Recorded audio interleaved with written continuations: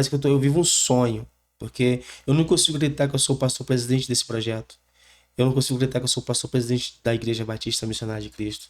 Eu não consigo acreditar que hoje eu tenho canções que milhares e milhares e milhares de pessoas ouvem, são edificadas, são transformadas.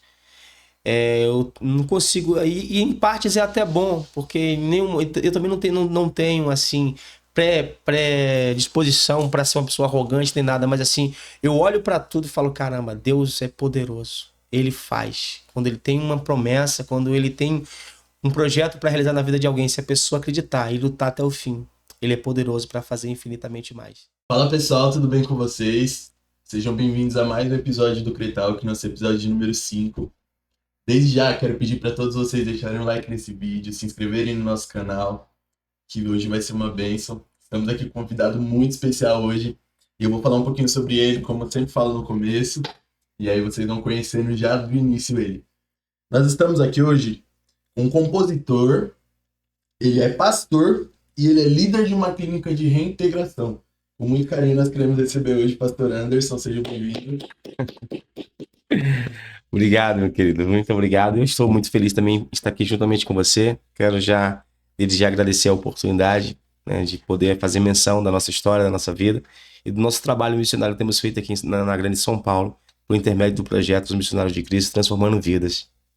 É isso, prazer é nosso. Vamos lá começar voltando um pouquinho no tempo, voltando um pouquinho na infância. O senhor nasceu aqui mesmo em São Paulo, como é que foi sua infância? Não, na verdade, eu sou como uma grande margem de pessoas nordestinos que migram para São Paulo em busca de dias melhores, né? A minha infância, eu nasci numa cidade chamada Capim Grosso, no interior da Bahia. Fica aproximadamente uns 200 quilômetros de Salvador. E nasci numa cidade muito pequena, uma cidade bem subdesenvolvida. E passamos por muita dificuldade nessa época. Quando eu fui nascer, na verdade, não tinha nem hospital na cidade, por exemplo. Eu sou portador de deficiência e carrego essa deficiência até os dias de hoje, até por o lugar que eu nasci, a formação da época. Há quase 40 anos atrás, a cidade não tinha médico, não tinha hospital, na verdade. Então foi muito difícil até mesmo no meu próprio nascimento, né? Eu lembro que relatos dos meus pais, dos meus avós, que quando minha mãe entrou nos dias de parto, né, sentindo dores e tal, procuravam-se um hospital mais próximo. Chegou no hospital mais próximo, uma cidade chamada Jacobina, estavam tendo festa, os médicos estavam todo mundo na festa, não tinha médico no hospital público. Então eles tiveram que retornar para a cidade onde de fato eu nasci, a cidade de Capim Grosso, e lá encontrou uma clínica particular. E minha mãe já tinha passado o dia de nascer, eu tinha passado o dia de nascer já, minha mãe passando muito mal. O médico falou, olha, enquanto o dinheiro não tiver aqui, o valor é esse para fazer o cesárea dela. Enquanto o valor não tiver aqui na minha mesa, não vou conseguir realizar a cirurgia. Então, meu pai, minha mãe, meu avô voltam para a roça, que eles estavam, nessa época eles moravam na roça, né? Eles voltam e começam a vender animais, né? Galinha, porco, tudo que tinha, pedindo dinheiro emprestado para vizinhos, para poder levantar um montante de dinheiro, para poder fazer o parto cesáreo. E assim, então, eu pudesse nascer. Nasci, segundo o relato, depois de 4 dias, passei 4 dias de nascer, né? Minha mãe quase veio a óbito juntamente comigo. E assim começou a minha história de vida, desde o início, né? Já enfrentando alguns embates, algumas dificuldades na vida. Porque hoje nós entendemos que quando Deus tem um plano na vida de alguém, desde muito cedo o diabo tenta destruir, o diabo tenta parar. Eu jamais imaginaria que Deus tinha um projeto na minha vida, que Deus tinha uma história para escrever. Então hoje, olhando toda a minha história, toda a minha biografia, eu consigo entender que eu sempre fui um projeto de Deus desde o ventre da minha mãe. E a sua infância, depois de nascido, assim, como foi a infância lá? Foi fácil, foi difícil? Muito difícil, né? Muito difícil. O Nordeste, ele é muito difícil, é uma escassez muito grande, né? É uma escassez muito grande. O contexto político, então, não ajuda o Nordeste a melhorar, né? A seca acaba virando ferramenta para eles poder continuar se reelegendo com carro de água, de pipa, aqueles carro-pipa com água para doar para as pessoas. E a gente vê uma história, uma realidade muito triste no Nordeste. Então, passei muita dificuldade extrema mesmo, né? Dificuldade assim, ao ponto de faltar, às vezes, alimento, né? Ver meu pai sair cedo para ir trabalhar e comer apenas café com farinha para poder trabalhar, e é a mesma coisa que ficava em casa pra gente. Então, Eu tive uma infância muito difícil, como acho que muitos nordestinos tiveram. Mas somos hoje mais do que vencedor para a honra e glória do Senhor. E o Anderson em específico, assim, como que ele era quando ele era criança? Era bem animado, como era? Sempre fui muito animado. Meu pai é um cara que ele ri muito, então eu herdei isso dele. Então sempre ria das dificuldades. Pra gente, tipo assim, eu sempre levava de boa, né? Tocava a vida. Claro que existia um momento que mesmo, eu lembro que mesmo criança eu parava, refletia na vida, pensava. E desde muito novo eu sempre tive, assim, um inconformismo muito grande, né? Eu hoje achei base bíblica para entender Romanos 12, quando o escritor diz: não vos conformeis com esse mundo, mas transformai-vos pelo poder do vosso entendimento. Então, eu desde muito cedo, eu lembro que eu falava para mim mesmo: um dia eu vou mudar a história da minha casa, um dia eu vou mudar essa realidade, eu vou mudar a história da minha família. Eu nunca aceitei a escassez como resposta, nunca aceitei o fracasso como resposta. Eu sempre achei que era possível virar a mesa, virar o cativeiro e sair daquela situação difícil. E então, desde cedo, eu tive esse espírito revolucionário dentro de mim. E o tempo foi passando e eu fui enfrentando dificuldade, porque por ser portador de deficiência, né, dos meus ambos os pés, às vezes, quando aparecia, por exemplo, um lote para limpar, às vezes eu ia lá desde pequeno, sempre fui muito trabalhador. Então eu ia lá para poder ver se o rapaz queria, ele olhava para mim e falava assim: ah, mas você não vai conseguir não, né? Você não vai conseguir limpar aí, porque você vai ter dificuldade. Embora eu sempre passei por cima dessa dificuldade da minha deficiência, sempre trabalhei, jogava futebol, mas sempre enfrentei obstáculos como esse, por exemplo, das pessoas olharem para mim e achar que eu não era capaz, né? Gostava muito de futebol, né? Amava futebol, desde cedo eu amava futebol. E eu lembro que, assim, eu jogava bem futebol, embora, pelo fato de ser portador de deficiência, eu jogava muito bem. E se eu chegasse para poder em qualquer lugar, para a gente tirarmos vamos tirar para o ímpar, vamos formar o time aqui agora, né? Se fosse alguém que estivesse tirando escolhendo o time, né? E me conhecesse o meu futebol, eu seria um dos primeiros a ser escolhido. Mas se eu chegasse em um lugar que as pessoas nunca tivessem me visto jogar, eu ficaria de fora. Eu ficaria para o próximo jogo, quando acabava os 10 minutos e 2 gols, né? Eu ficaria para depois. Aí quando eu entrava em campo, que as pessoas viam jogar, eles se impressionavam com aquilo, né? Como que alguém deficiente conseguia ter habilidade e jogar tão bem. E eu lembro que, ainda que meu time perdesse, normalmente eu era escolhido para permanecer em campo, né? São coisas que você vai vendo no decorrer do dia a dia. Quando você conhece Jesus, você vai vendo que Deus vai construindo a história de um vencedor, né? O dia a dia, você vai percebendo, por que isso, por que aquilo. Foi o que Jesus disse: olha, Pedro, o que eu faço hoje tu não entende. Então, talvez alguém que está nos assistindo nesse momento agora está passando por uma situação muito difícil na sua vida. E às vezes até fala assim: cara, eu nasci para sofrer, né? Minha vida nada dá certo pros outros, nunca dá certo para mim. E a vida dele é uma tragédia, uma catástrofe. É porque normalmente essa pessoa tem um projeto, Deus tem um projeto na vida dela, Deus tem um chamado na vida dela. Então ela está sendo forjada desde muito cedo. E aí Jesus disse: depois tu saberás por quê. Aí Deus vai te colocar em um lugar onde muitas pessoas vão olhar e vai falar: caramba, como foi que ele chegou aí?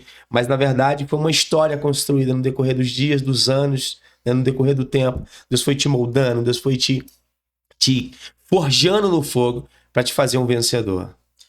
Você citou sobre essa parte das pessoas meio que discriminarem, né, o fato da deficiência. E na sua cabeça, assim, mesmo novo, como você lidava com isso, assim, quando as pessoas discriminavam em certo ponto? Olha, a minha família tinha mais dificuldade de lidar com isso do que eu. Meu irmão, eu tinha um irmão um ano mais novo que eu, e minha mãe diversas vezes entrou em conflitos com vizinhos, porque há 40 anos atrás, 39 anos atrás, onde eu nasci, e 20 anos, 30 anos atrás, a mentalidade das pessoas era diferente, não existia internet. Então era normal eu sair na rua e as crianças, olha lá o aleijado, eles me veem e falam assim: ô, por que seu pé é torto?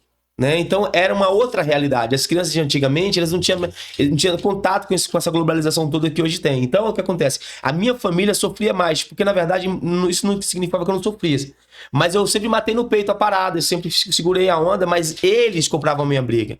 Eles às vezes iriam tirar satisfação, né? E assim, foi difícil, mas eu fiz disso uma escada para poder subir na vida e vencer. E hoje eu entendo que tudo não passou de um projeto de Deus, um chamado do Senhor. Eu lembro que alguns anos atrás, aproximadamente 13 anos atrás, eu estive na cidade de Orlândia, no interior de São Paulo. Eu fui falar com o pastor e hoje deputado, pastor Marco Feliciano. E chegando na casa do pastor Marco Feliciano, ele pediu: ô Anderson, você consegue ir lá conversar com o Brito? Eu vou ter uma reunião agora, você conhece o Brito? Conheço, tal. Vai lá, conversa com o Brito sobre esse assunto e depois ele vai me reportar e a gente vai resolver essa situação aí. Eu lembro quando eu cheguei na casa do assessor dele, que o Brito, que hoje é meu sogro, tinha uma pastora lá. E quando aquela mulher me viu, ela falou assim: olha, cara, você é igual Jacó, você brigou no ventre, você lutou desde o ventre. E Deus te marcou com essa deficiência. Então eu comecei a entender, tipo assim, cara, isso aqui sempre foi uma marca de Deus. Porque não é fácil você carregar algumas dificuldades na vida, né? Eu teria tudo. Hoje, para ser uma pessoa depressiva, sabe, me sentir um coitadinho. Mas, na verdade, qualquer pessoa tem possibilidade de dar a volta por cima e ser mais do que vencedor. Porque Deus é poderoso para inverter a fila. Pegar o último e colocar em primeiro lugar. Deus é poderoso. Abrindo um parênteses no meio de tudo isso, a música nasceu ali na sua vida na infância ainda? Sim, a música nasceu na infância. Eu tenho um tio que tocava violão, né? Ele cantava e eu me apaixonei desde cedo pela música, né? Então, quando ele pegava o violão dele e ia cantar no canto, eu chegava lá e ficava do lado dele ouvindo aquilo. Então, eu sempre fui apaixonado por música. Eu comecei a compor criança ainda. Claro que não era aquela composição toda, mas eu comecei a arriscar desde muito cedo. Acho que lá em 92, 93, eu já estava escrevendo alguma coisa já estava compondo. Eu nem sabia o que eu estava compondo, mas já estava criando algumas coisas já, né? Aí o tempo foi passando e eu fui cada dia mais me apaixonando pela música, e comecei de fato, um dia eu entendi, cara, eu sou compositor, eu escrevo, faço música e eu vou vencer na vida com isso. Aí começou a minha trajetória, comecei a sonhar em vencer como compositor. E como que é assim, eu tenho essa curiosidade de saber como é o processo da composição? Lógico que é escrever, mas antes disso ali tem todo um processo, como é que funciona? Olha, eu acredito que outras pessoas podem ter algumas outras formas, né? Mas eu acho que o grande X da questão da composição é a inspiração. Nós somos inspirados pelo Espírito Santo de Deus, Deus manifestou esse dom nas nossas vidas. Então você normalmente sente uma emoção por dentro, um sentimento assim, você fica emotivo. E começa a surgir a história, a melodia, a ideia, e você começa a colocar e juntar o quebra-cabeça como fosse.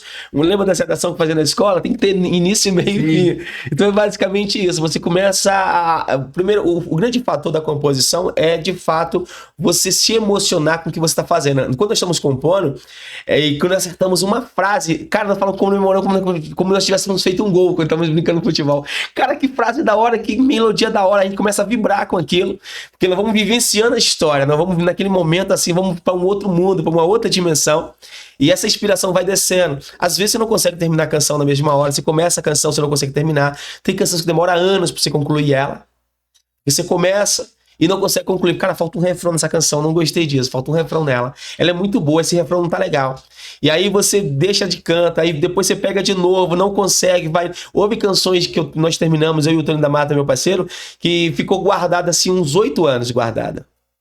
Mas assim, tinha uma parte daquela canção que chamava muita atenção nossa. A gente não queria de forma nenhuma perder aquilo. Mas faltava alguma coisa para concluir. Então existem canções que você termina, pega assim, em 1 minuto você termina ela.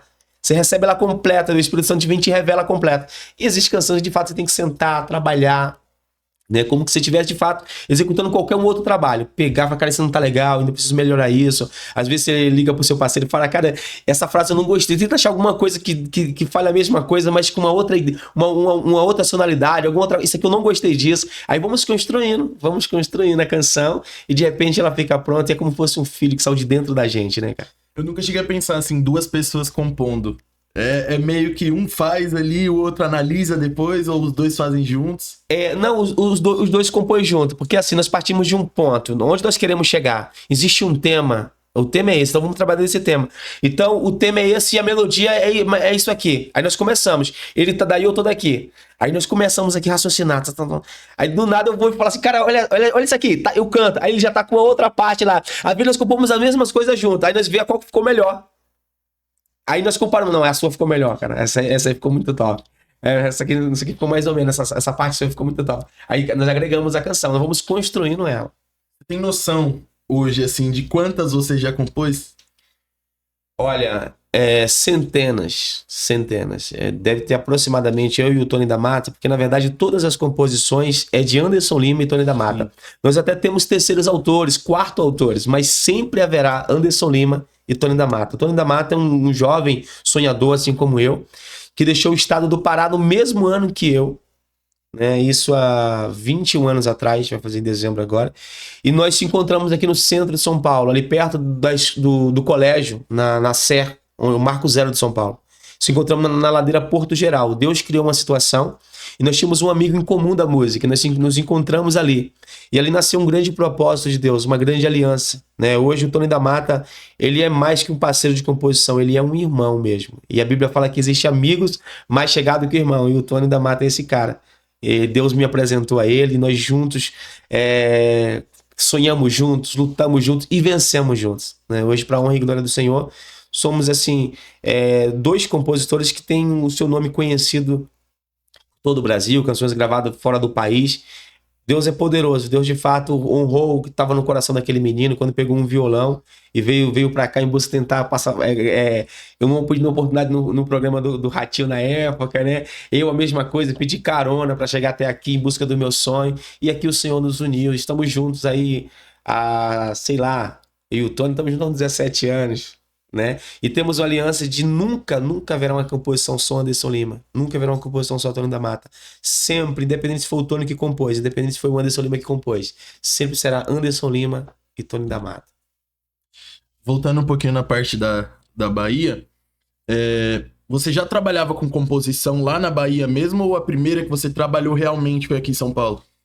Eu já componho lá na Bahia já. Eu já era um compositor desde criança, né? Mas assim, o cenário lá, ele é escasso em todos os aspectos. Tem 21 anos que eu não volto na Bahia. Eu tô me programando para voltar esse ano, se Deus permitir. Eu vim do Nordeste para cá com traumas. Eu tentei de todas as maneiras sobreviver naquele estado, não tive possibilidade, né? Algumas pessoas conseguem, mas a grande maioria, quando quer alcançar ainda mais o meio artístico, ele precisa se deslocar do seu estado, né? Infelizmente, o governo atual não ajuda. Então, tipo assim, tudo é muito difícil no Nordeste. Tudo é muito difícil. Se nem água tem naquele lugar, cara, tudo é muito difícil, cara. Então, assim, eu lembro que eu comecei a correr atrás do meu sonho lá. No dia 14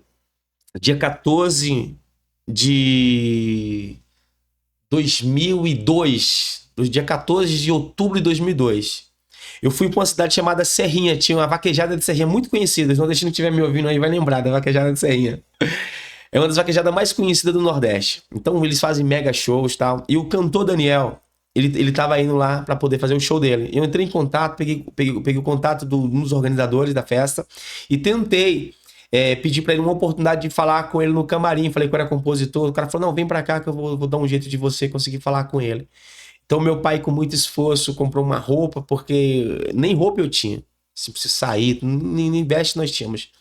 E aí meu pai conseguiu comprar uma roupa para mim, pagou, deu um valor para um primo nosso na época, colocar combustível na moto, e ele me levou até a cidade de Serrinha. Eu cheguei lá cedo para tentar falar com o Daniel. O fato é que eu fiquei o dia inteiro ali e não consegui falar com o Daniel, porque na hora o cara não cumpriu com a palavra dele, né? Mas ali Deus criou uma situação, eu peguei amizade com o motorista de ônibus do Daniel, e ali o meu sonho começou a ficar mais colorido. E foi o que me posicionou a vir para São Paulo. Porque esse motorista de ônibus, na época que dirigia pro Daniel, ele me deu o endereço dele daqui de São Paulo e falou que queria me ajudar aqui em São Paulo, a de repente falar com o Raul Gil. E aí eu vim pra cá impulsionado com isso, pra poder falar com esse cara. Vim aqui até na casa dele aqui, falar com ele. Eu não tinha o telefone dele, mas ele me tinha me dado o endereço tudo certinho. Só quando eu cheguei, eu descobri que na verdade ele só me enganou, não era nada daquilo. Ele me deu um endereço que não existia. Só que aí, tempos depois, na época, o Daniel foi fazer na época do Olímpia. Ele ia fazer naquela época, quando fazia 3 dias de show, 4 dias. Como era o nome, você lembra? Era... Não lembro o nome agora, mas tinha um nome dado quando o artista ele ficava no Olímpia 2, 3, 4 dias fazendo shows. E aí eu fui pra lá pra falar com o Daniel, encontrei quem ele, cara. Quando ele me viu, ele assustou. Falei, não é possível que esse moleque veio parar aqui. E por incrível que pareça, eu não falei nada pra ele que ele tinha me enganado, nem nada. Deixei fluir as coisas, começamos a conversar. No final de tudo, um desses dias era o dia dele receber pagamento. Ele precisava preencher uma ficha e ele tinha dificuldade. E ele me pediu pra eu preencher. E ele, sem perceber, ali eu tava com os documentos dele, com o endereço de fato dele, eu preenchi toda a ficha dele. Você vê como que Deus faz, né, as coisas. Mas assim, por mais que aquele cara não foi verdadeiro, mas a ideia que ele teve me impulsionou, porque eu vim pra cá, pra São Paulo, falei, não, vou falar com o moço do Daniel, as coisas já vai acontecer. Na verdade, ele não foi verdadeiro comigo, mas me ajudou a me impulsionar e meter o pé lá no Nordeste e vim pra cá vencer na vida. E como que foi, assim, esse processo de saída de lá? Quando você instalou na mente, assim, falou, não, vou sair. Eu tinha 17 anos de idade. Já tinha tentado de tudo, já cavava poço com 12, 14 metros de profundidade, eu descia lá para poder limpava terreno, fazia tudo, tentava sobreviver de todas as maneiras e não dava certo, nada dava certo, uma escassez muito grande dentro de casa. Então eu falei, eu vou embora desse lugar. Porque eu tinha morado aqui em São Paulo no ano de 98 até 2000. Eu morei na cidade de Itaquaquecetuba, onde nessa época eu me tornei um olhador. Eu olhava carro, era flanelinha, né? E aí eu consegui ajudar meu pai tranquilamente, olhava carro, mas todo dia eu levava leite, pão pra dentro de casa, levava recurso pra minha família. E quando eu voltei pro Bahia de novo, eu vi que a realidade lá era muito difícil, cara. Que eu olhava carro, eu conseguia ajudar minha família lá 0-0. E aí, com 17 anos de idade, eu falei, não vou ficar nesse lugar, eu vou embora daqui. E minha mãe falou, não, você não vai e tal, porque mãe é mais apegada, você não vai, vou embora, mãe, desse lugar, isso aqui não dá pra mim não, eu vou embora daqui. Meu pai já foi mais corajoso, já me impulsionou, e não deixa ele ir tocar em busca do sonho dele, do projeto dele, de vida dele. E aí eu comecei a minha saga de tentar conseguir uma carona, porque eu não tinha dinheiro pra pagar uma passagem pra vir pra São Paulo, né? Não tinha dinheiro. Na época, uma passagem pra São Paulo tava em torno aí, sei lá, de R$180, R$150 em média, mais ou menos. Eu não tinha dinheiro pra pagar essa passagem. Então eu morava em Feira de Santana, que a família do meu pai é de Feira de Santana. Eu comecei, lá é uma região onde tem muito caminhoneiro. É uma cidade grande, né? A segunda maior metrópole do estado da Bahia. Então eu comecei a ir até em amigos, vizinhos que eu conhecia, e pedi pra ele uma carona. Só que a maioria deles também, às vezes o patrão, às vezes a carreta não é dele, eles não permitem que leve de carona, porque se acontecer um acidente, o cara vai ter que pagar a indenização por aquela pessoa. Então muitos deles não falavam que não podia, outros falavam que podia, mas eles vinham um dia antes, 2 dias antes e me deixavam falando.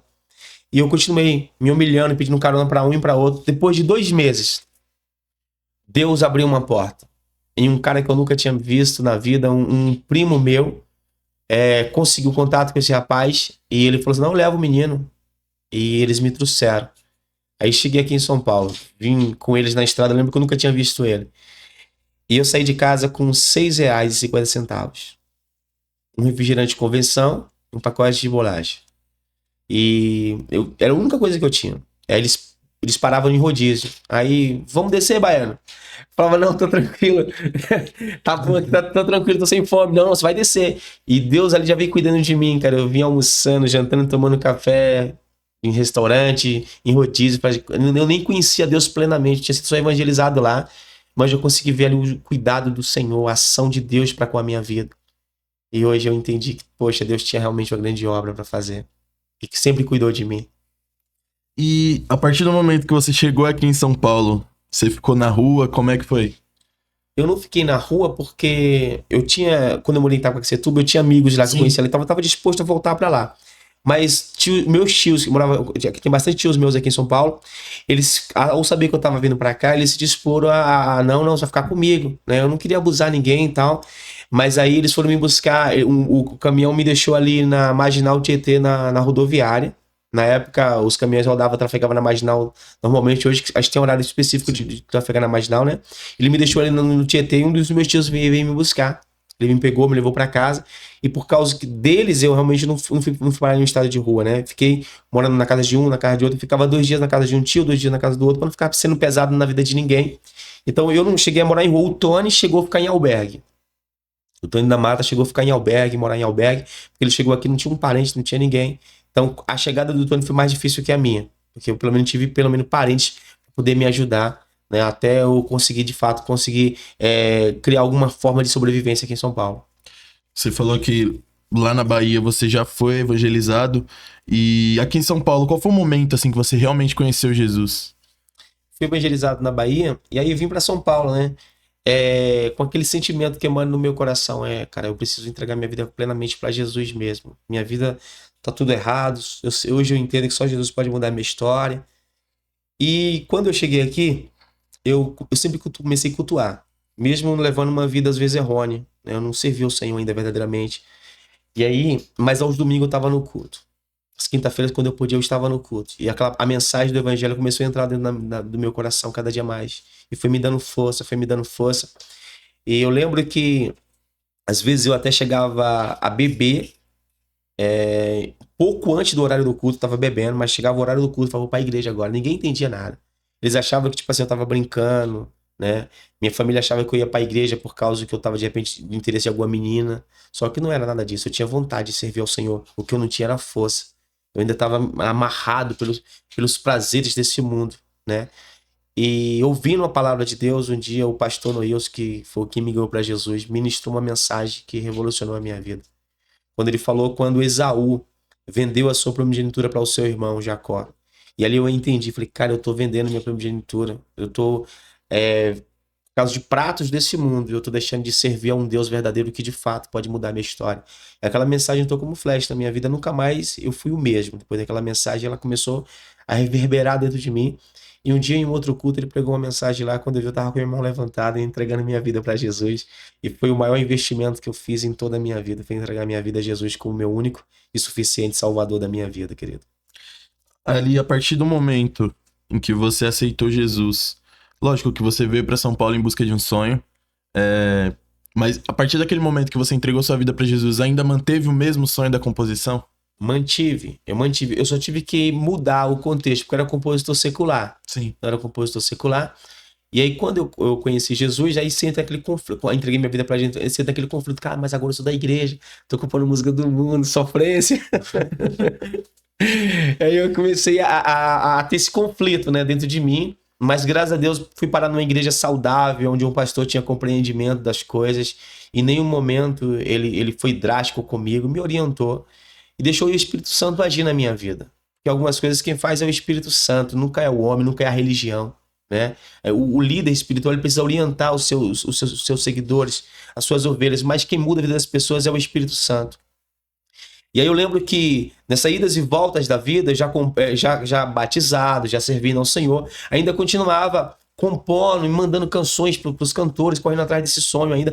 E eu tinha na minha mente, cara, quando eu gravar com o Daniel, com o Leonardo, tá, com o Zezé de Camargo, eu vou ganhar dinheiro, e aí eu paro com isso. Tipo, tava querendo fazer uma troca com Deus. Aí eu paro com isso e vou compor só pro Senhor. Mas os planos de Deus, eles são diferentes do nosso. Os planos de Deus são infinitamente maiores que os nossos. E Deus não permitiu que isso acontecesse. Deus queria me levar ainda mais em um processo de experiência com Ele. E aí, um dia eu estava na ladeira Porto Geral. Eu e o Tony da Mata. Aí, estávamos conversando sobre nossa história, sobre nossos sonhos, sobre nossos projetos. E o Tony da Mata falou a seguinte frase. Ele falou assim, Anderson, a gente gosta dessas músicas que a gente compõe, né? Eu falei, você tá maluco? Essa é minha vida. Eu falei assim, então, Anderson, mas, cara, a Bíblia fala que de uma fonte não sai 2 tipos de água, cara. Então, assim, essas músicas que a gente faz aí, as pessoas vão se emocionar, vai começar a beber e tal, cada vez só vivendo uma sofrência na vida deles. Naquela hora, o Espírito Santo pegou aquela frase, ela entrou dentro de mim como uma espada. E ela foi na divisão da alma. E Deus começou a falar comigo, Anderson, o que você fala, o que você escreve emociona as pessoas de fato, mas não muda a vida delas. Agora, se você se dedicar a compor, falando de mim, quem eu sou, da minha palavra, você não só vai emocionar as pessoas, mas você vai transformar a vida delas. Pessoas irão, de repente, desistir de se suicidar por causa da mensagem que você vai entregar. Você vai trazer para a vida dela sentido. Você vai expor quem eu sou, o que eu faço. E por intermédio das tuas canções, eu vou mudar a vida de muitas pessoas. E naquele exato momento, cara, eu e o Tony da Mata fizemos um voto ali na ladeira Porto Geral de compormos para o Senhor. E aí nós renunciamos. Quando nós renunciamos, aí começou as propostas. Porque baseado até no que eu falei sobre os pratos, né? Começou várias propostas de gravar com o Leonardo. Pessoas que, tipo assim, outra hora nós tínhamos procurado, começou a voltar. E aquela canção lá, cara, eu tô falando aqui pro pessoal do Leonardo aqui pra poder gravar aquela canção, tal. Só que nós tínhamos feito um voto com Deus de renunciar. Nós renunciamos a nossa vida, tudo que nós tínhamos estávamos ali. Porque os meus demonstrativos, que as pessoas nos assistindo agora, o compositor ele compõe e precisa fazer os demonstrativos, né? Que é o quê? Gravar guia. para o intérprete poder ouvir, se emocionar e decidir gravar. Aí ele leva para estúdio e fazer uma mega produção, aí ele interpreta, põe a voz dele. Então eu e o Tony tínhamos diversas, dezenas de guias prontas, já de demonstrativos prontos. Só que tudo secular. Aí Deus vem e fala assim para você, cara, sabe tudo que você tem? Ah, sei. Joga no altar, eu quero ser o Isaac. Mas, cara, ali estava envolvido minha família. Era sonhos de anos atrás, de dezenas de anos atrás. Doeu, mas nós tivemos essa coragem. Aí o Tony pegamos tudo que nós tínhamos e lançamos no altar de Deus o nosso Isaac. Entregamos ao Senhor. E eu, particularmente, eu nem conseguia, nem sabia compor direito música cristã, de fato, porque eu tinha muito pouco conhecimento bíblico. Foi logo após a minha conversão. Então, para mim, foi um desafio muito grande. Foi uma renúncia que custou tudo. Foi o meu tudo. Eu só tinha aquilo, eu não tinha nada. Era o meu tudo. Eu lancei no altar, eu e o Tony lançamos no altar de Deus. E decidimos fazer esse voto com Deus. Continuamos correndo de um lado para o outro, de um lado para o outro, de um lado para o outro. Nesse intervalo, a situação piorou, porque às vezes você acha que vai melhorar, você acha que vai melhorar pior, exatamente, né, cara? Às vezes você fala, não, já essa aqui é a pior fase. Cara, e às vezes vem uma situação infinitamente pior que aquela. E você fala, não suporto mais. Mas você suporta porque você não é mais sozinho, o Espírito Santo te ajuda.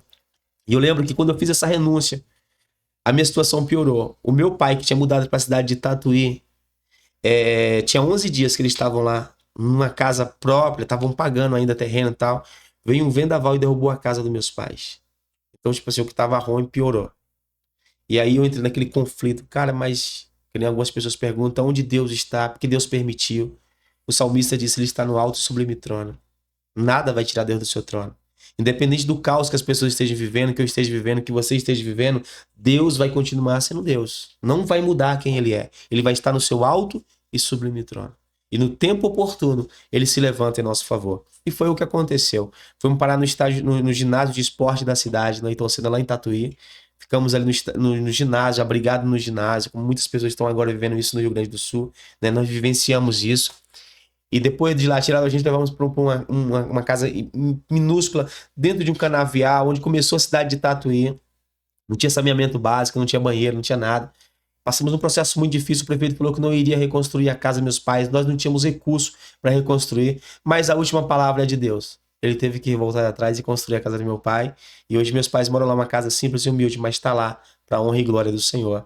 Está lá para Deus ser glorificado, que quando as pessoas passam lá, todo mundo conheceu a história, porque minha família passou no Jornal Nacional, passou no Jornal Hoje, no Bom Dia São Paulo, porque foi realmente uma tragédia que aconteceu na época lá, e a única casa que ele derrubou foi da minha família. Então, minha mãe deu entrevista para a Globo, passou em vários lugares, e hoje todo mundo olha lá e fala, olha só, a família que sofreu todo aquele dano tá aí de pé, né? Hoje os filhos deu tudo certo, cresceram, casaram, então todo mundo bem para a honra e glória do Senhor. Você citou sobre a parte que você teve que renunciar ali, jogar no altar, né? Todo o processo ali de uma vida de composição.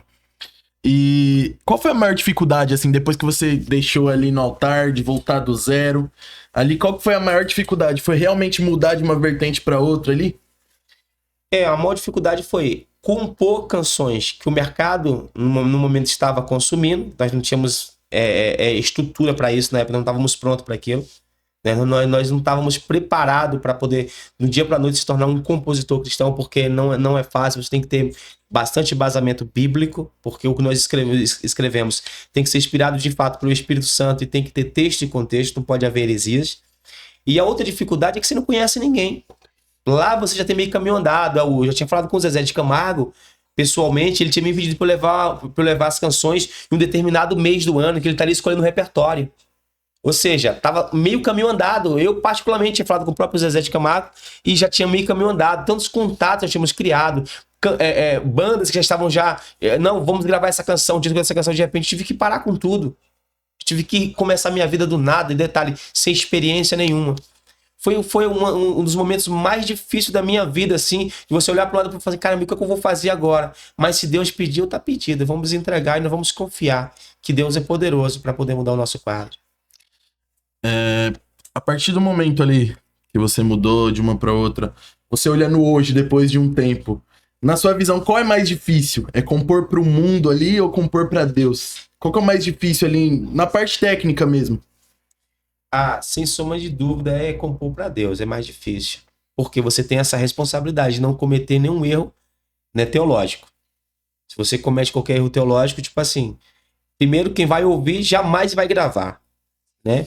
E se porventura passar despercebido, depois o Brasil, hoje na época da internet, o Brasil e o mundo inteiro vai pesar na sua, né? Inclusive houve até um grande conflito aí teológico por muitas pessoas não aceitando a canção Sabor de Mel da Damares, que não é minha, a Sabor de Mel não é minha. Agora a nova canção da Damares é nossa, a página virada. É de um compositor chamado Agailton Silva. Muitas pessoas criticaram, mas na verdade são pessoas leigas, porque se parar para fazer uma exegese bíblica do que o Agailton escreveu, tudo é bíblico. Ele em nenhum momento falou para pisar em ninguém, para humilhar ninguém. Ele falou o seguinte, cara, se você pega a letra e faz uma exegese da composição do menino, ele está relatando fatos que acontecem, né? Ele está fazendo um relatório. Ele não está mandando ninguém a se alegrar com a derrota do outro, mas ele está falando o seguinte, cara, se você precisa de ajuda e eu não te ajudo, Deus pode, se você é fiel, Deus vai te honrar. E um dia você vai estar em um lugar que eu vou ter que olhar e falar, caramba, cara, olha, o cara deu certo. Porque quem é fiel, Deus sempre honra no final. Foi o que ele falou, né? Então, assim, existe um conflito no meio do contexto, isso é até importante falar, existe um conflito muito grande, teológico. Por quê? Eu sou batista, mas eu sou um batista renovado. Então, assim, os assembleianos, às vezes, quer criticar o worship, né? Os presbiterianos, os batistas querem criticar a música pentecostal. Cara, nós somos um corpo é feito por vários membros. Tudo se completa no final. Então a canção, que ela é de adoração plena ao Senhor, cara, fantástico, meu irmão. Ela vai realmente entronizar o Senhor e a Ele a honra e a glória para todo sempre. A canção que vai motivar teu irmão, ele vai continuar ele crente, e ele crente, ele vai continuar glorificando e exaltando a Deus. Então, às vezes, eles entram em conflitos bobos. Muitas pessoas, né? Eu já falei com pastores que falaram, essa música não toca aqui na minha igreja. Cara, não é muita ignorância. Muita ignorância, porque se ele fizer uma exegese bíblica e pegar o texto, ele vai ter que rasgar alguns textos bíblicos. Quando Davi disse assim, Senhor, prepara para mim uma mesa na presença dos meus inimigos. Davi está dizendo, Senhor, não é que eu quero pisar em ninguém, eu só quero mostrar para eles que eu sou fiel ao Senhor. E quem é fiel ao Senhor, o Senhor honra também. Mostra para eles que o Senhor é na minha vida. É simplesmente isso, não é que Davi queria pisar ou humilhar ninguém. Davi só queria dar uma resposta para as pessoas que quem é fiel, Deus o exalta ou mais cedo ou mais tarde. E dentro disso é importante o que você falou, principalmente em relação a essa música, né, do Sabor de Mel. A gente ouve muito hoje as pessoas questionarem essa música em certo ponto. E é importante ouvir de um compositor. É a primeira vez que a gente realmente está entrevistando uma pessoa desse segmento. A gente já entrevistou vários músicos, mas nunca entrevistou alguém que é um compositor realmente. Então é importante ouvir isso, porque muitas pessoas que talvez vão assistir esse programa têm dúvida sobre isso. Então é muito importante tirar essa dúvida de um próprio compositor, olhar e analisar toda a letra da música, porque a pessoa que está fazendo, ela tem toda uma análise daquilo. E é muito importante isso. E em outras músicas que você compôs, você tem sempre essa análise. Em todas as músicas que você vai compor, você tem sempre essa análise da letra da música ali. E você leva pra alguém além do Tony. Você fala além do Tony pra alguém... Depois que você terminou ali, vocês terminaram a composição. Tá. Vocês dois levam pra alguém ver, olhar assim, avaliar. Cara, não. Não? Não, nós conseguimos, por bondade e misericórdia de Deus, desenvolver, né, uma certa segurança e saber o que de fato é eficaz e o que de fato não é. Nós temos graças a Deus, até um bom autocrítica de si mesmo, né? Não ser emocionado, como diz por aí. Nós não somos emocionados. Então, nós pegamos a canção e falamos que essa canção aqui, ela tem mercado, cara. Ela, de fato, é uma canção extremamente revelada. Essa canção aqui, cara, ela falta alguma coisa. Ela em algum momento, ela faltou alguma coisa. A gente consegue ter... A gente mesmo ter esse senso. É claro que às vezes o Tony acredita mais numa canção do que eu em uma outra canção mais que ele, né? Às vezes temos isso, normal. Mas normalmente temos um senso.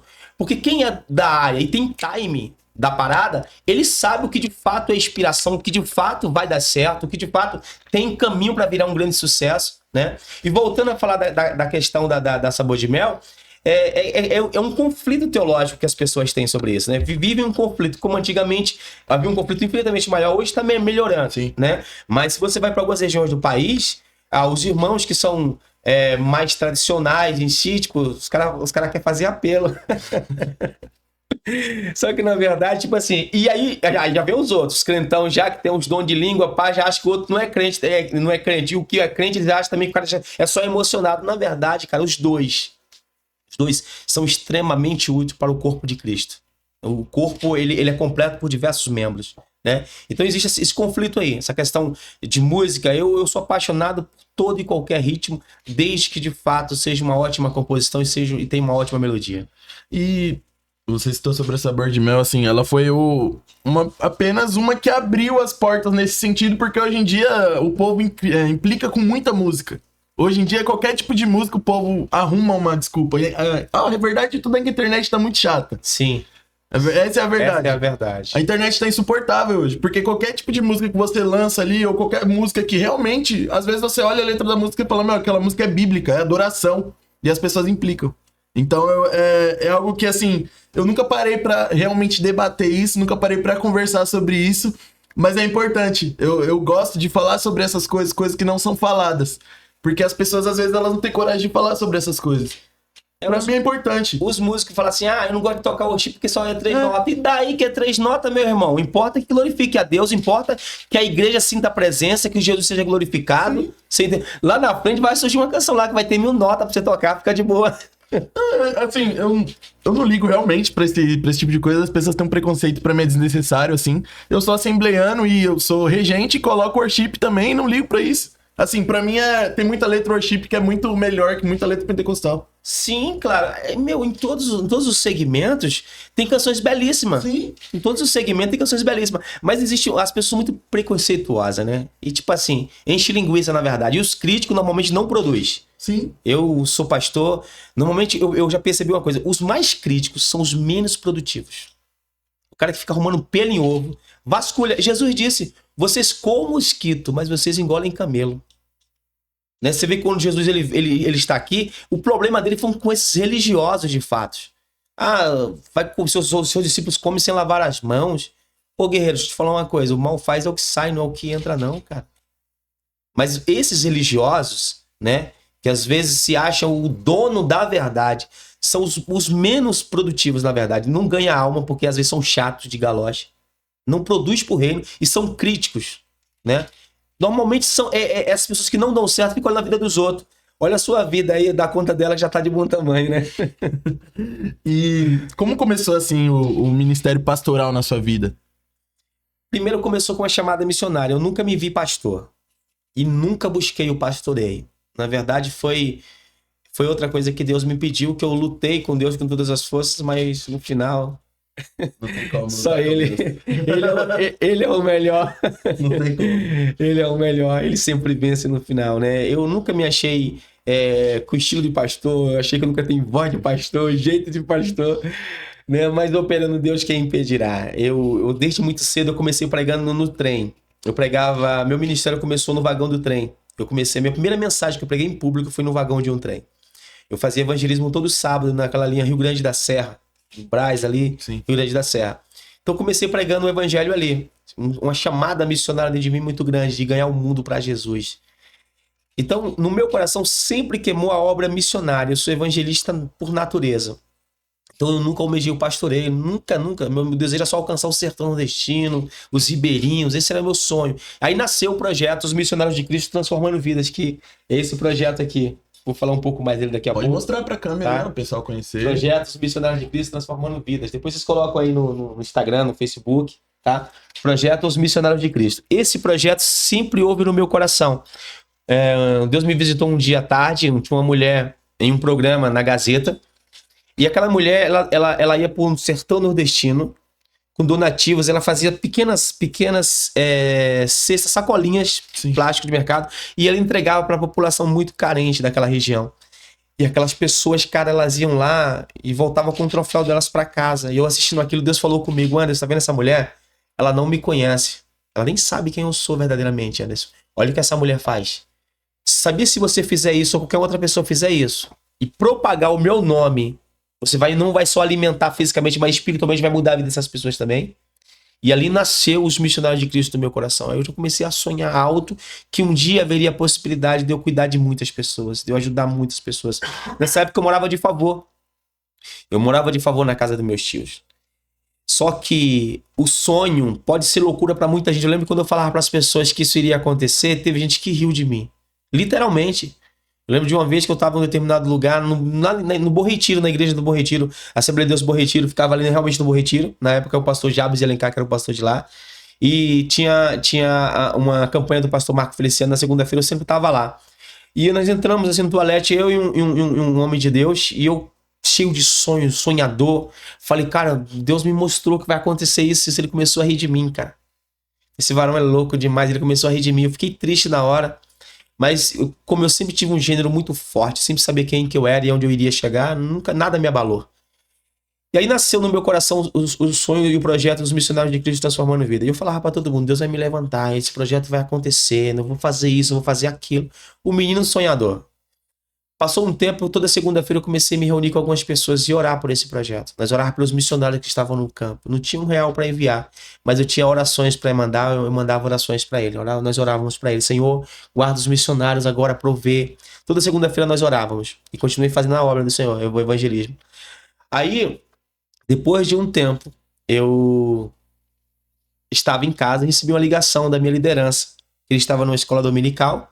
E chegou uma moça que era dependente química. E eles não sabiam o que fazer com ela. Então ligaram pro maluquinho. Ligaram pra mim. Ligou pro Anderson, cara. O Anderson que sabe fazer alguma coisa sobre isso daí. Me ligaram. Aí eu fui pra lá, cheguei lá. E me deparei com o caso daquela moça que, segundo ela tinha problema com o comando, o PCC. Tinha problema com a justiça. E não tinha lugar de morar. E era aidética. E aí, cara, passamos o dia inteiro com aquela moça, eu reuni o grupo de evangelismo, na época que eu era um dos líderes do evangelismo, reuni eles, a gente precisa fazer alguma coisa por ela. Ficamos o dia inteiro com aquela moça, uma das meninas levaram ela pra casa, deu banho, ela comeu, e eu fiquei pensando o que eu ia fazer para ajudar aquela moça. No final da noite, ela foi pro culto conosco, entregou a vida dela para Jesus. Só que quando ela precisou de uma casa de recuperação, pela primeira vez, a gente vimos que havia uma necessidade nessa área, ela era dependente química, né? Então começamos a conectar bastante pessoas. E o pastor Bruno Palópolis, ele fez um contato com uma clínica em Cotia, na época, só que lá só recebia pessoas masculinas, não recebia feminina. A Nana, que também fazia parte do evangelismo, ela conectou uma outra clínica feminina, mas aí, para poder entrar lá, tinha que fazer, tinha que ter exame, tinha que ter isso, tinha que ter aquilo, porque às vezes as pessoas, irmão, elas dificultam Sim. as coisas. Cara, é só uma alma, abraça a alma, depois você vê o resto. Porque eu vou ter complicações. Meu filho, se você serve a Deus, você não tem coragem de ser preso, de ser morto por Jesus, rasga a tua Bíblia e volta para casa. Entende? Mas aí cria parece o governo. Beleza. Não aceitou a moça lá, porque a moça não tinha documento. E eu fiquei com aquilo sem saber o que fazer. E eu lembro que eu falei, moça, fala o que você quer que eu faça? Fala pra onde você quer ir. Eu pago sua passagem, fala pra onde você quer ir. Antes do culto começar, eu falei com ela. Ela falou assim, moça, vocês já me ajudaram demais, vocês mudaram a minha vida. Vamos pro culto, você tá na frente da igreja, vamos assistir o culto, depois Deus vai me direcionar. Aí ela não tinha como ficar em nenhum hotel que ela não tinha documento, né? E aí, assistiu o culto. Naquele culto, ela entrega a vida dela pra Jesus. Termina o culto, aquela mulher nos abraça e falou assim, eu lembrei que eu tenho um amigo meu, ele vai me acolher. E aquela mulher saiu da igreja. Foi embora. Eu lembro que algumas irmãs ficou até chorando, que fazia parte. Nós entramos tanto na história que se emocionamos com ela, foi embora. Eu confesso que eu não sei se de fato eu lidei com um ser humano, se foi com um anjo. Por quê? Nunca mais eu vi aquela mulher, nunca mais eu vi relato dela, mas ali nasceu o projeto de lidar com dependentes químicos. Porque 15 dias depois, ou 2 meses depois, não me recordo uma data específica, uma pessoa em frente à igreja precisou de um tratamento. E ele era homem. E aí nós tínhamos conseguido uma clínica masculina.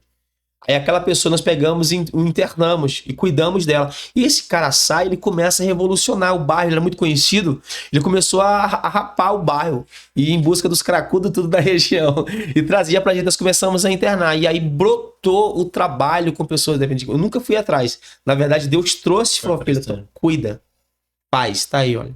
E aí, nós estamos há muito mais de 10 anos trabalhando com pessoas que normalmente estão em estado de rua, pessoas que já estão jogadas à margem da sociedade, que a família não acredita mais, a mãe não acredita, a mulher não acredita, porque lidar com dependente de química, vou te falar, é difícil mesmo.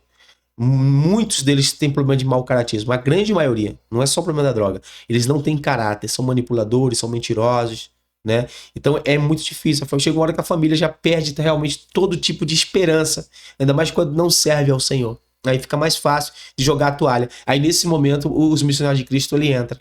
Ele pega aquela pessoa e mostra para ela que há possibilidade dela recomeçar, dela dar um reset na vida dela e ela recomeçar a vida dela. Há a possibilidade do Senhor mudar, virar totalmente o cativeiro dela. E temos visto muitas pessoas recomeçar a sua vida, ser totalmente transformadas, né? Inclusive o pastor hoje da Casa de Recuperação, o pastor Paulo, foi tirado aqui de Carapicuíba, dessas lojas de carro. Na época a Cracolândia ficava aqui na loja de carro no 21.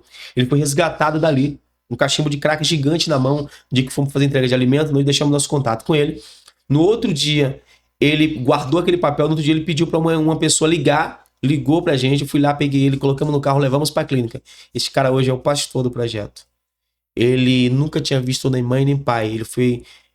a mãe dele deixou, abandonou ele, ainda muito novinho ainda. Ele nunca tinha visto os pais e as mães. Foi criado por terceiros.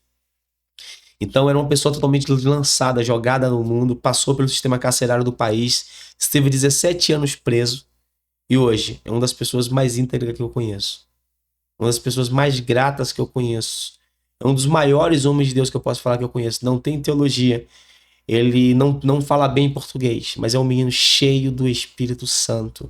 É um menino que faz uma obra que eu vou falar pra você, é pra aplaudir de pé, como diz o Valdomiro. Né? E Deus tem nos ajudado. Hoje estamos lá com 55 meninos. Ontem à noite eu estive lá, acolhemos mais um, onde estava com 54. Saí de lá, estávamos fazendo a ficha de mais um para acolher 55 meninos, sem nenhuma ajuda governamental, sem nenhum empresário por trás, só mesmo a misericórdia e a mão de Deus que tem nos ajudado.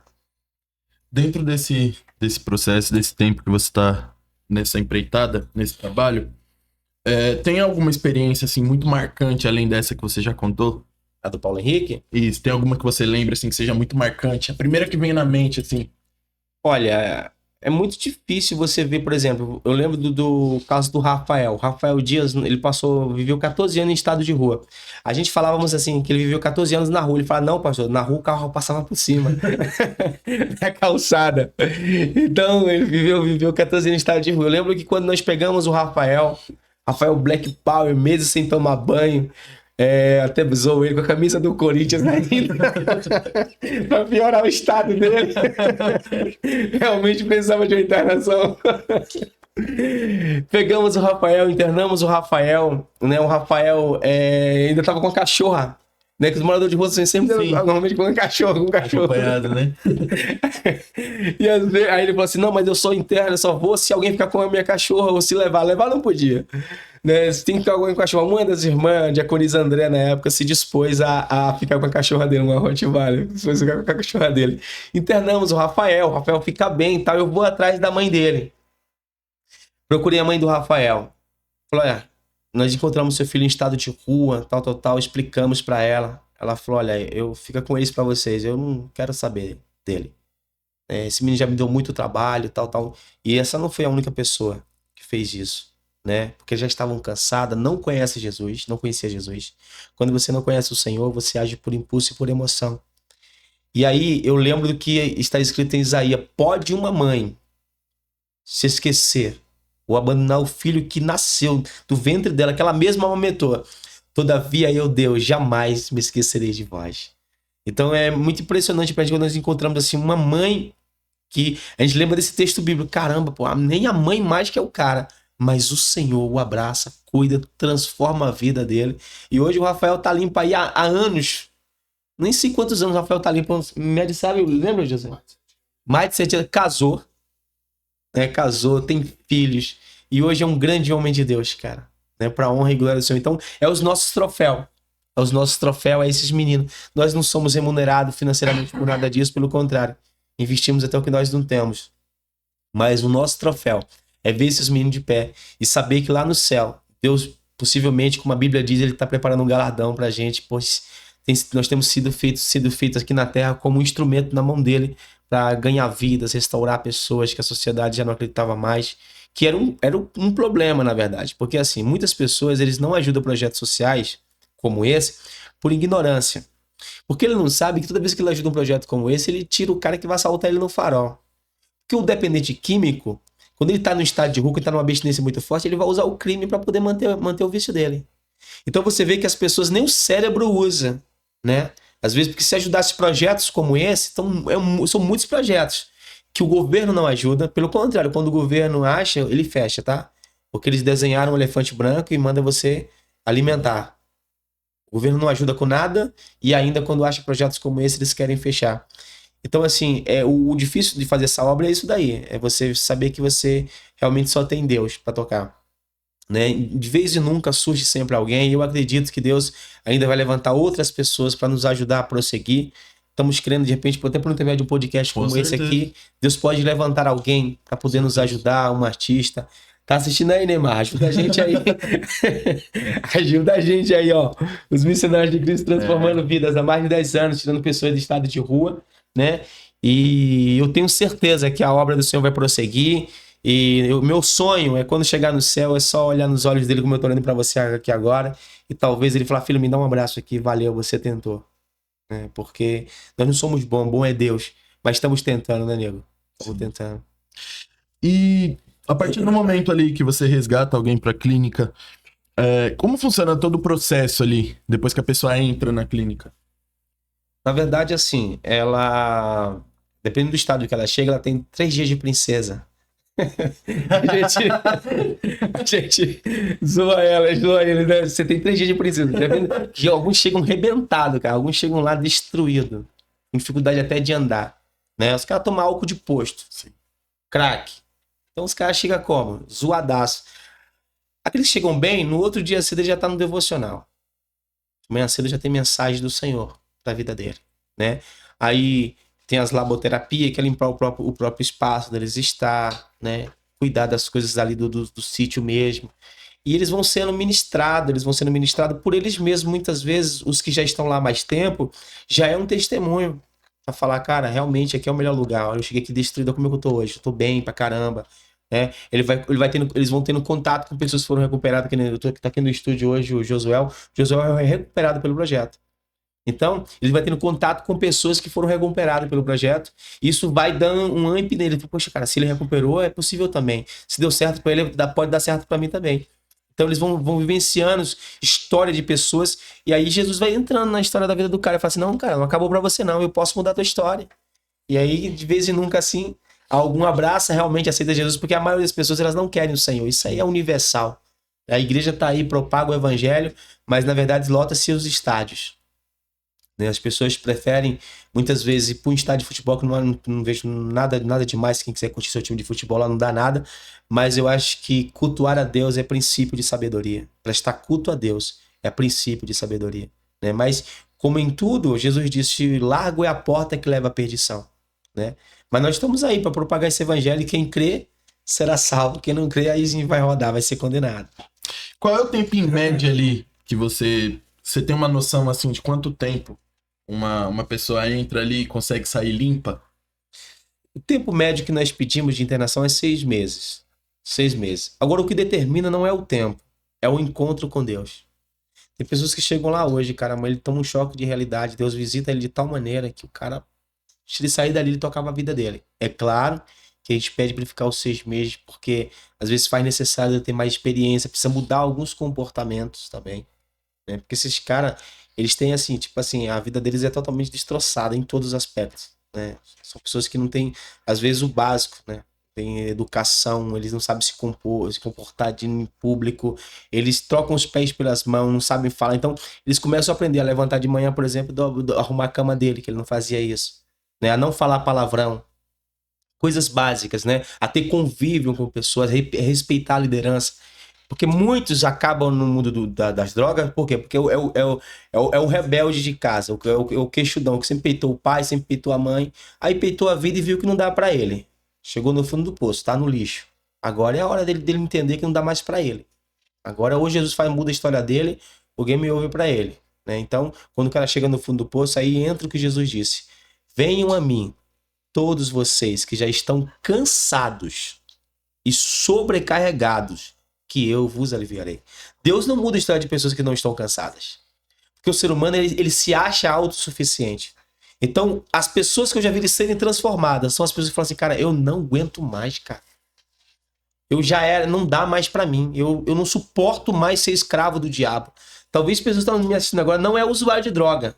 Tem uma família, tem uma vida estável, mas sabe que está lutando contra Deus, né? Enquanto você não se render plenamente ao Senhor, a sua vida não vai mudar. Não tem outra forma das pessoas darem certo a não ser se curvando diante do seu Criador, se prostrando diante dele, pegando a direção do seu veículo, da sua vida e falar: Senhor, a partir de agora, ó, vai no piloto, eu vou virar passageiro. Porque as pessoas, elas não dão certo porque elas querem pilotar sua própria vida. Elas querem dirigir sua própria vida. Quando alguém tem esse entendimento de pegar o volante e falar: Senhor, tá aqui, ó, pilota, eu vou lá atrás, porque eu já capotei meu carro 1 milhão de vezes. Agora pilota o Senhor. Aí você vai ver, cara, você vai botar seu carro na mão de alguém que vai te conduzir por um caminho tranquilo e vai, de fato, mudar sua história. Isso aí. Falando um pouquinho sobre o projeto, estende aí na mesa, vamos fazer uma... Só ver, né? Dar uma olhada. Deixa, as pessoas, os jogadores, grandes jogadores de futebol. Estende a camisa de time, né? A camisa, essa aqui sim. Essa tem peso, porque essa aqui muda a vida de pessoas, de fato. E como funciona aqui o projeto? Tem Instagram? Como é que... Temos. O nosso Instagram é @Os Missionários de Cristo. No YouTube vai estar Os Missionários de Cristo transformando vidas.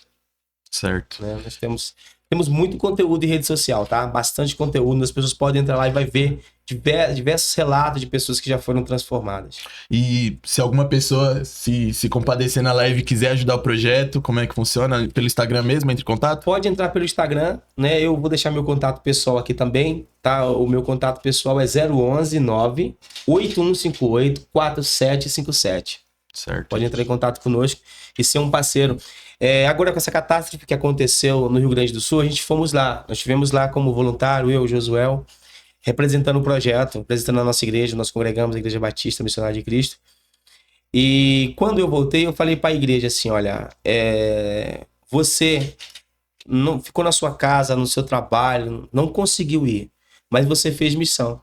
Porque quem é um dizimista, quem é um ofertante, irmão, ele faz missão. Às vezes ele não faz com o corpo presente, mas ele impulsiona, ele põe combustível. E de forma literal, que lá nós percebemos lá no Rio Grande do Sul, inclusive eles estão precisando de muita ajuda lá. Lá tem uma igreja chamada Casa de Oração, que está fazendo um trabalho revolucionário. Tem quase 50 pessoas envolvidas nesses projetos lá, entregando marmitas, roupa, fralda descartável. Eles montaram um centro de acolhimento. As pessoas ligam para ele e falam: eu tô com uma criança aqui que não tem fralda descartável, número tal. Eles na hora pegam da doação, montam o kit e levam para lá. E nós estivemos lá alguns dias ajudando eles lá. Eles não têm recurso hoje mais para combustível, para poder continuar levando, porque tudo que eles tinham já foi investido na obra. E são pessoas que de repente estão nos assistindo agora que não pode ir para o Rio Grande do Sul, mas pode fazer uma oferta, tá bom? Lá no nosso Instagram também tem um vídeo que eu apresentei com o CNPJ, com o Pix do pastor desse projeto lá, da Igreja Casa de Oração. Você pode, lá é Pastor Jefferson, você pode entrar em contato e mandar direto para o Rio Grande do Sul o seu recurso. Porque eu estive lá presente, o que eu percebi? As doações que chegam, lá tá chegando muita doação, graças a Deus. Mas o que acontece? Elas tá ficando em redutos governamentais do município. E aí você sabe como que funciona. O povo às vezes precisa e não tem acesso. Porque possivelmente, em alguns casos, ali vão ficar guardados em depósito muita coisa para depois os caras fazer com isso campanha. Né? Eu tive lá, é o povo pelo povo. O que a Globo mostra, meu irmão, é palhaçada. Ele faz uma tomadinha para mostrar o exército trabalhando. Aonde eu estive, eu não vi um militar trabalhando. Para dizer que eu não vi um militar trabalhando, eu vi guarda civil guardando ali o ginásio onde os abrigados estavam. Eu não vi um sequer. Agora eu vi as pessoas, voluntários, a igreja trabalhando. Que nessa igreja, Casa de Oração, lá faz um trabalho revolucionário na cidade de Alvorada, ali, que é um município que faz divisa com Porto Alegre. Fazendo um trabalho que realmente só o céu pode recompensar ele. Então, se tiver alguém assistindo, quiser abençoar eles também, pode entrar em contato conosco. Quiser abençoar o projeto dos Missionários de Cristo, pode entrar em contato conosco. E é importante o que você falou, porque a gente vê a TV, né? E o que a gente tem de informação é TV e internet daqui. E é importante uma pessoa que esteve lá pra falar realmente como tá a situação lá. Então, fala um pouquinho pra gente, você que viu, como tá a real situação lá no Rio Grande do Sul.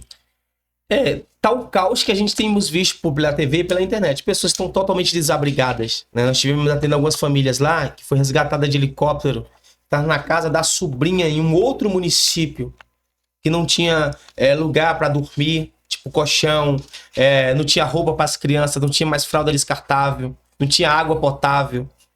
E de verdade, tipo assim, são pessoas que estão onde ela estava mesmo lá, uma região tipo de sítio. Ela não tem carro nem para poder ir lá, um local onde de repente ela puder se cadastrar para poder receber algum tipo de ajuda. Então aí é onde a igreja entra. Elas mandavam um WhatsApp, a igreja, eles pegam o endereço da pessoa e leva até a casa dela. Ali a doação, leva ali a água, o alimento e cuida daquela família. Ah, faltou aqui agora, na hora eles se deslocam. Nós rodamos em média para atender essa família uns 45 minutos a 1 hora para atender essa família. Estava totalmente desabrigada, foi acolhida por uma sobrinha, pessoal extremamente carente também, que precisam de ajuda. Então, tipo assim, lá realmente existe um caos muito grande lá. O povo tá revolucionando, do Brasil inteiro, gente do Brasil inteiro tá revolucionando. O que o brasileiro tem feito é de cinema. O grande problema é isso, que às vezes o recurso vai parar na mão das pessoas erradas. Né? Que isso eu não quero desmotivar ninguém a não continuar ajudando. Vocês devem ajudar. O que eu falo, como eu estava lá, procure uma entidade séria que esteja desenvolvendo um trabalho e mande direto para ela, porque ela vai ter contato direto com o povo. Porque às vezes você manda, vai parar no estado, vai parar no município. O município, meu irmão, ele vai burocratizar tudo aquilo ali. Né? Aí você vê as pessoas precisando das coisas, chega lá, mas tem que fazer um cadastro, tem que fazer isso. Bom, o cara tá querendo água é agora, cara. O cara quer a comida é agora, o cara precisa da roupa é agora, né? E é diferente de algumas outras entidades que, tipo assim, já é o corpo a corpo, você vê a sua necessidade, já te atende na hora. Então, quem puder ajudar, será interessante procurar, tipo assim, algumas instituições que estão fazendo de fato o povo pelo povo. E é isso aí, o nosso público do Critalk aqui, do nosso podcast. A partir de agora a gente vai deixar o Pix do pastor que o senhor falou. Amém. E a partir de agora todo o nosso público que quiser realmente enviar também alguma coisa para eles, para ajudar o povo do Rio Grande do Sul, envia nesse Pix. A partir de agora a gente vai deixar o Pix lá Glória na tela. E vamos contribuir todo mundo junto aí, se unir para isso. É importante porque pra gente que tá aqui de fora, a gente não tem muito contato com o pessoal de lá e não tem esse contato do Pix certo pra mandar. Sim, meu filho. Eu mesmo não tinha essa noção. Porque, na verdade, Deus mandou eu ir pra lá. Eu não sabia pra onde eu estava indo. Eu peguei o carro com o meu obreiro e pegamos a rodovia. No meio da Regis, eu liguei pra um amigo meu, que é uma pessoa que conhece muita gente, tá? Um rapaz que mexe com comércio. E eu pedi pro pastor Marcos Lemos: pastor, você conhece alguém na região do Rio Grande do Sul que eu tô indo pra lá e eu não conheço ninguém, cara. Não sei pra onde eu tô indo. Eu só ouvi uma voz de Deus mandando eu ir pra lá e eu não sei pra onde eu tô indo. Se eu conhece alguém? E ele conhecia um pastor lá, que congrega nessa igreja. E aí ele fez uma ponte, esse pastor nos recebeu. Quando nós chegamos lá, nós ficamos impressionados com o que estava sendo feito. Cara, as pessoas lá, tem gente que perdeu o emprego. Porque eles pararam a vida deles. A igreja, na semana que eu estava lá, nem culto teve. Porque eles estão... A igreja está tomada de doação e o povo trabalhando 24 horas. Eles dormem lá, tipo assim, 5 horas na noite. Às vezes sai de lá 1 hora da manhã, quando de manhã cedo já estão lá de novo lá para poder atender a população. Só que assim, eles não têm mais recursos. Nós ajudamos com o que nós podíamos, tanto fisicamente como financeiramente. Eu gravei um vídeo, propaguei na rede social, alguns amigos nossos, de repente, já até ajudou. Mas lá tipo assim, é um poço sem fim, cara, porque a demanda é muito grande. Então, se alguém puder de fato ajudar, o pastor Jefferson lá, a casa de oração, eu vou ficar muito feliz.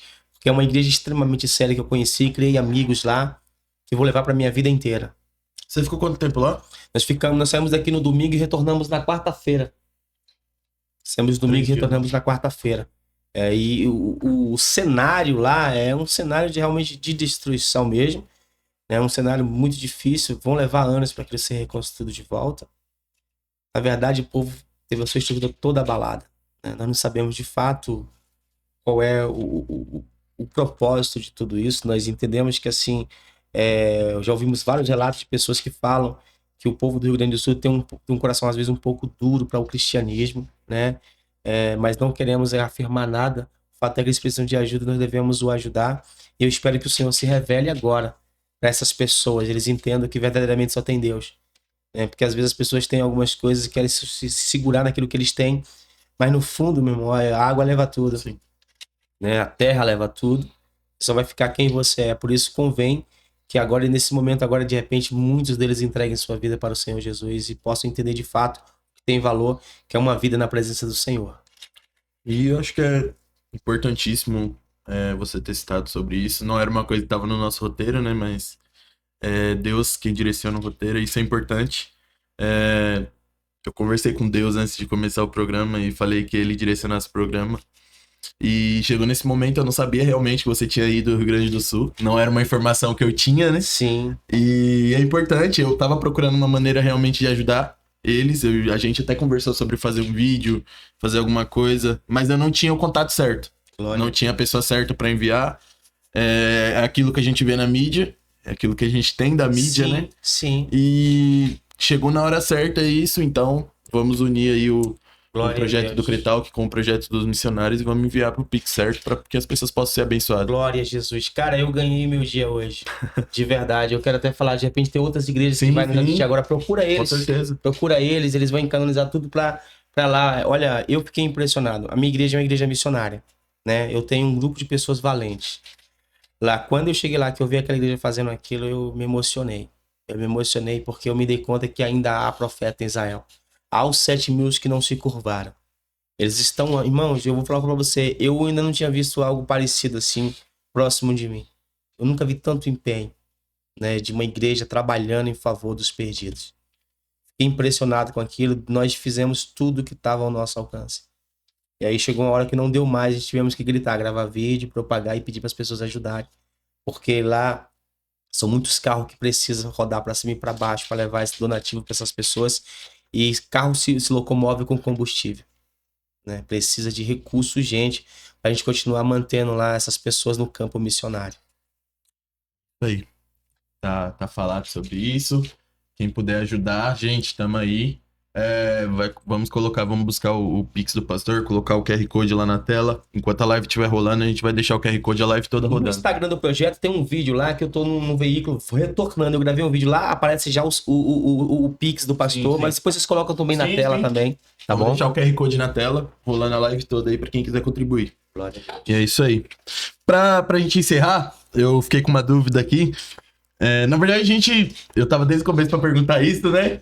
A gente falando sobre composição o tempo todo. E eu queria saber, assim, qual foi a composição do Anderson, assim, e do Tony que estourou? A que mais estourou, assim, na sua opinião?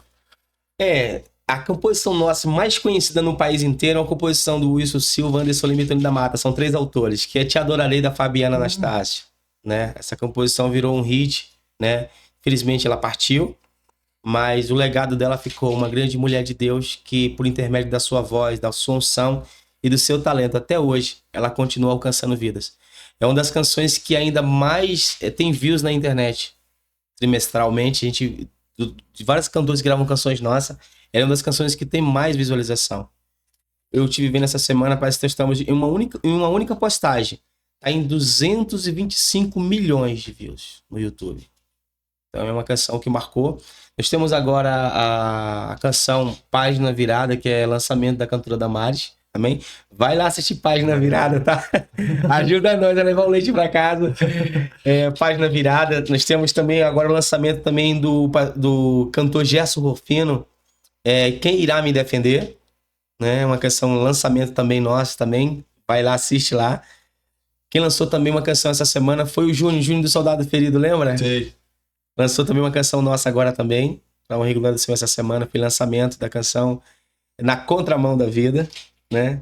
E assim, graças a Deus tem soprado as nossas composições.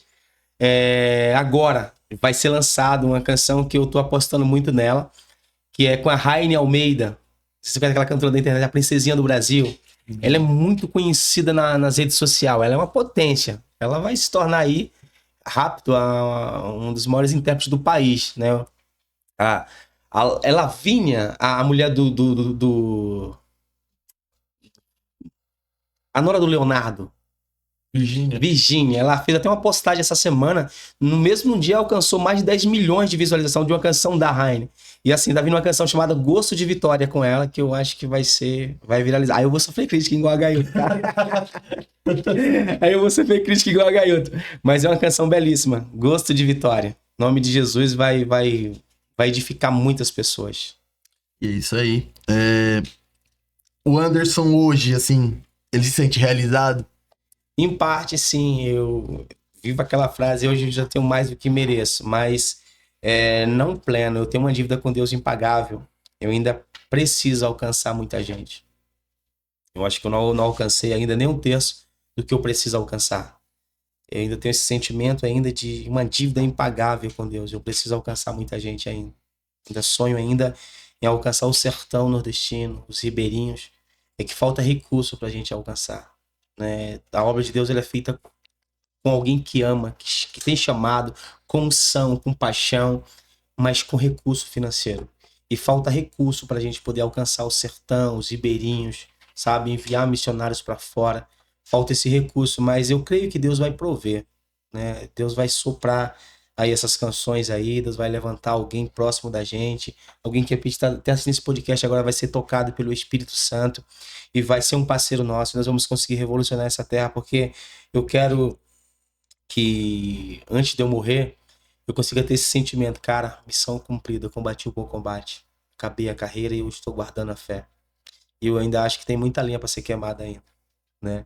Mas estamos aí, seja feita a vontade de Deus. É isso aí.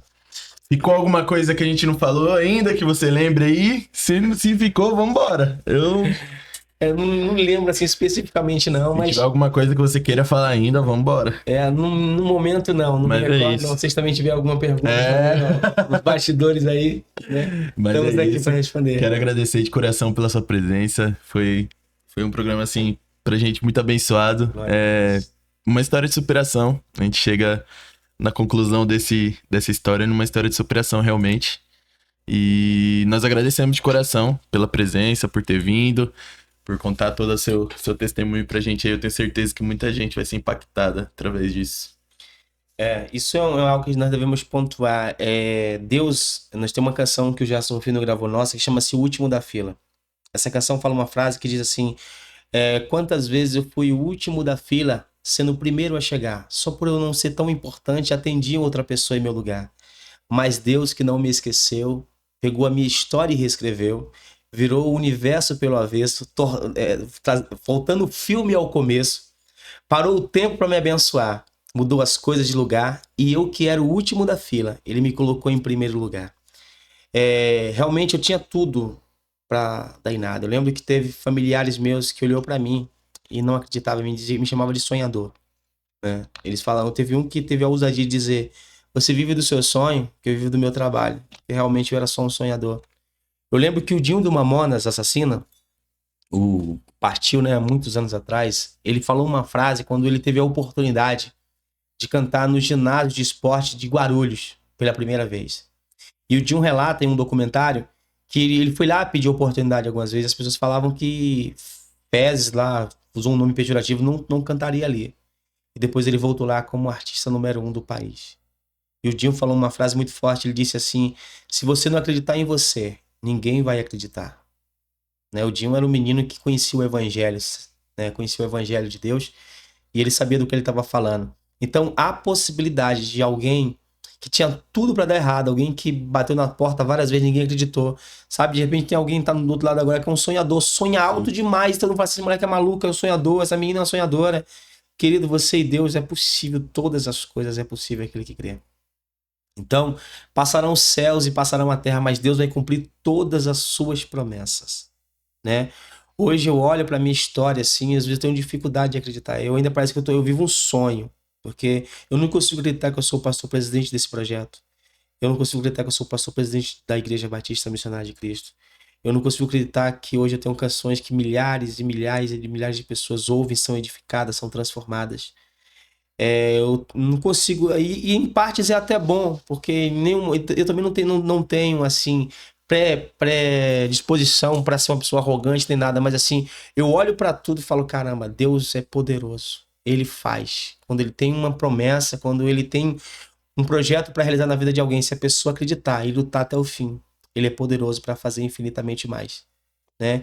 E eu quero agradecer também mais uma vez a oportunidade que foi nos dada. Que isso. De fazer menção, né, da minha carreira como compositor, como missionário, como um pastor, e falar para alguém que está nos assistindo agora, que esteja de repente precisando de uma ajuda. De repente você está na cocaína. A cocaína, ela é uma droga silenciosa, porque passa despercebido no meio da sociedade, né? E ele acha que vai conseguir vencer sozinho. Ou qualquer um outro tipo de droga. Às vezes o cara também é alcoólatra, ele não admite que ele é um alcoólatra. Não, eu bebo socialmente, mas na verdade já é um alcoólatra, você é um doente.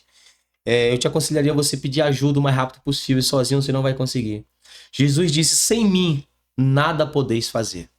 Então, admita que você precisa de ajuda, procura a gente ou um outro projeto como esse, se interne lá e tenha um encontro com Deus. Deus vai mudar a sua história para sempre. De repente você vai parar 6 meses que vai mudar aí 60 anos da tua vida.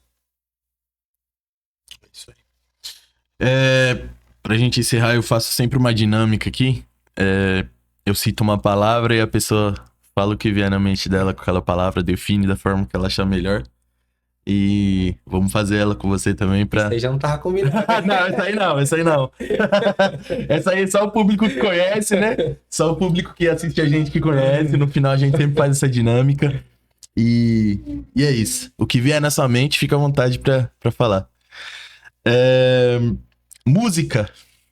Música é a palavra de Deus em forma de melodias. Transforma tanto quanto. Missão. Missão é a batida do coração de Deus. É o que de fato importa para o Senhor, é alcançar os perdidos.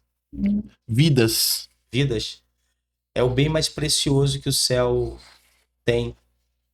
Uma alma para Deus vale mais que o mundo inteiro. Clínica. Clínica. Eu acho que é um refúgio para as pessoas pararem, refletirem e terem uma oportunidade de ser reconectadas de novo com o seu Criador. E voltar a viver aquilo que talvez o diabo roubou há muitos anos. Né? Tem pessoas que têm 20, 30 anos que tá preso na mão do adversário. Tem uma oportunidade de parar e refletir e recomeçar. Composição. Composição é um dom divino que transforma não só os ouvintes, mas também quem é usado para compor. E pra encerrar, Anderson. Anderson é um menino sonhador, um jovem sonhador que tinha tudo para ter dado errado. Tudo para dar errado. Tudo. Foi desfavorecido de tudo desde o ventre da mãe. Portador de deficiência. Família pobre, teve a vida inteira a miséria tentando arrombar a porta da casa dele. Mas ele decidiu ouvir a voz de um Deus que muda a história. E hoje ele é modelo para muitas pessoas. Né? Devemos olhar apenas para o autor e consumador da nossa fé, que é Cristo Jesus. Mas eu sei que hoje eu sou uma voz profética para a minha geração. E por intermédio de mim, muitas mães hoje não choram e nem irão chorar em nome de Jesus o sepultamento de um filho, a perca de um filho. Porque as drogas, por exemplo, ela é um motivo de muitas pessoas perderem a sua própria vida. Não só pela destruição, mas porque vão para o mundo do crime, estão em nos lugares errados, na hora errada, e podem, de fato, ter a vida destruída. E por intermédio do que Deus colocou nas minhas mãos, muitas pessoas têm sido transformadas. Mas quero relatar que somente a Deus a honra, a glória e o louvor. Eu só sou como disse Davi, uma pulga no deserto. É isso. Nós agradecemos de coração a sua presença, a presença do... Como é o nome? É o Josué, o Diácono Josué. Diácono Josué, muito obrigado também. Diácono Josué da casa do Senhor. Foi uma das pessoas que você resgatou também, né? O Josué foi recuperado do nosso projeto. O Josué, ele é um cara de família, não teve em estado de rua, né? Mas teve a vida dele destruída pela cocaína durante muitos anos. Né? Vida totalmente destruída. E o Senhor restaurou, ele passou pelo nosso projeto e foi restaurado. Hoje é um obreiro que é onde eu tô, ele tá, é nosso fechamento. Nós temos algumas pessoas que, assim, são extremamente gratos a Deus, à obra, ao ministério e tem nos ajudado a prosseguir. Josué é um desses meninos. Isso aí, obrigado, Josué, pela presença. Deus abençoe. Divulga sua rede social pra galera seguir também. Composições Anderson Limitone da Mata, o Instagram do projeto, dos compositores, né? Composições Anderson Lima, meu pessoal. E tem o do projeto Os Missionários de Cristo Transformando Vidas. A nossa igreja também fica localizada ali em Carapicuíba. De repente você é da nossa região e precisa buscar o Senhor, entregar a sua vida para o Senhor. Nós estamos ali em Carapicuíba, na Igreja Batista Missionária de Cristo. E estamos aí para somar e fazer aquilo que Deus nos chamou para fazer, com excelência. Se alguém quiser uma composição... é só ligar. É só chamar no Zap. Vai ajudar a levar o leite da criancinha pra casa, hein? É isso aí. É só chamar no meu WhatsApp. É isso aí. Anderson, obrigado de coração. Valeu, queridão. Faz uma oração aí pra gente encerrar. Amém, Dispensar louvado a gente em seja paz Deus. aí. Poxa, muito bom estar com vocês. Amém? Vamos orar então. Senhor, aonde o eco da nossa voz chegar, por intermédio da internet, Senhor, visita essa pessoa que está desanimada, essa pessoa que não sabe mais o que fazer. Essa pessoa, meu Deus, que tem ouvido uma voz contrária dizendo que não é mais capaz, que não há mais possibilidade dela viver algo novo. Nós queremos declarar sobre a vida dela, Jesus, que o Senhor tem um novo tempo, que o Senhor tem uma nova história para a vida dela. Nós queremos te pedir, Jesus, toda sorte de bênção sobre esse projeto, Senhor, aqui, sobre as pessoas que fazem parte desse podcast, em nome de Jesus. Que eles, Pai, um tempo que eles têm investido para edificar vidas, que a vida deles seja alcançada pela tua glória e pelo teu poder. Nós te louvamos, Jesus, e te bendizemos, não só hoje, mas para todo sempre. Amém, amém e amém. Amém, meu filho. Muito obrigado, Anderson. Obrigado, pessoal, vocês que acompanharam a gente. Deus abençoe cada um de vocês. Sigam as nossas redes sociais, a minha pessoal também, @is_lucas, a nossa do Cretalk, @cre_talk. Compartilha esse vídeo também para que chegue o máximo de pessoas possíveis. Tem muita gente que precisa assistir, que vai ficar muito feliz e que Deus vai falar muito com quem assistir esse vídeo, viu? Glória. Que esse vídeo possa alcançar o máximo de pessoas possíveis. Deus abençoe cada um de vocês. Um ótimo restante de semana, um ótimo fim de semana. Que Deus abençoe a cada um. Tamo junto.